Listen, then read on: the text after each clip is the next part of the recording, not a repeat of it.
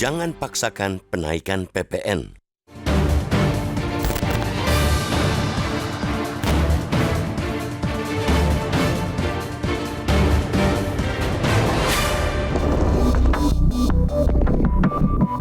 Besar kemungkinan penaikan tarif pajak pertambahan nilai atau PPN dari 11% menjadi 12% akan diberlakukan pemerintah mulai 1 Januari 2025. Kado di awal tahun itu mesti diterima masyarakat meski daya beli terus turun sepanjang 2024. Hingga kini, belum ada pembicaraan antara pemerintah dan DPR untuk merevisi Undang-Undang Nomor 7/2021 tentang harmonisasi peraturan perpajakan yang menjadi dasar hukum penaikan PPN itu. Apalagi pada 6 Desember 2024, DPR masuk masa reses dan baru akan kembali bersidang pada Januari tahun depan. Artinya, hanya leratiran pemerintah pengganti undang-undang atau Perpu yang dapat dikeluarkan Presiden jika pemerintah ingin membatalkan rencana penaikan PPN itu. Namun pertanyaannya, ada situasi kegentingan memaksa apa sehingga Perpu harus diterbitkan?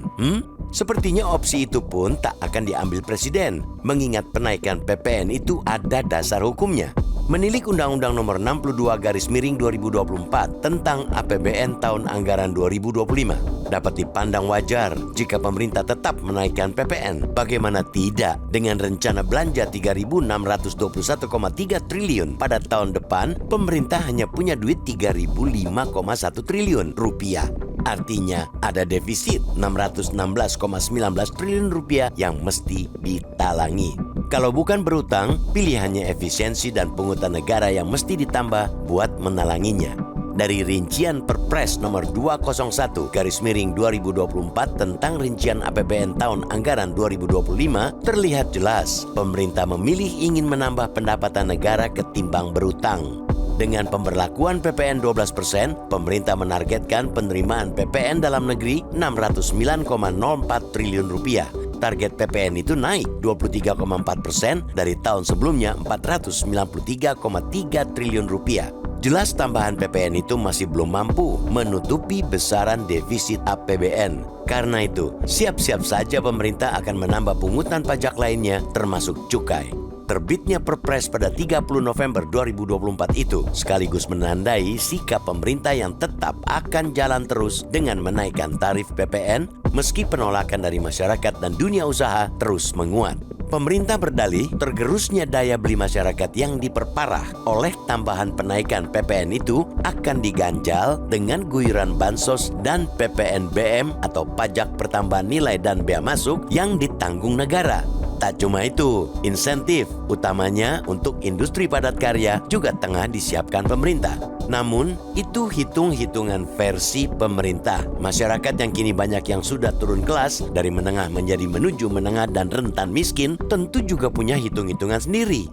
Di saat pendapatan tak berubah atau hanya naik tak sampai 10% pada tahun depan, masyarakat mesti menghadapi kenaikan berbagai harga barang dan jasa. Dunia usaha pun akan kelimpungan karena barang dan jasa mereka banyak yang tak laku akibat harganya naik. Pemerintah tentu belum lupa data Badan Pusat Statistik atau BPS menyebut jumlah kelas menengah pada 2024 tinggal 47,85 juta jiwa, melorot jika dibandingkan dengan periode pra-pandemi COVID-19 pada 2019 yang mencapai 57,33 juta jiwa. Artinya 9,48 juta warga kelas menengah turun kelas dalam 5 tahun terakhir. Penurunan itu tentu berdampak pada pengurangan kontribusi kelas menengah terhadap konsumsi domestik. Pangsa konsumsi mereka turun dari 45,6% pada 2018 menjadi hanya 40,3% pada 2023. Jika banyak anggota masyarakat yang turun kelas, bagaimana negara bisa mendapat kenaikan pendapatan lewat penaikan PPN?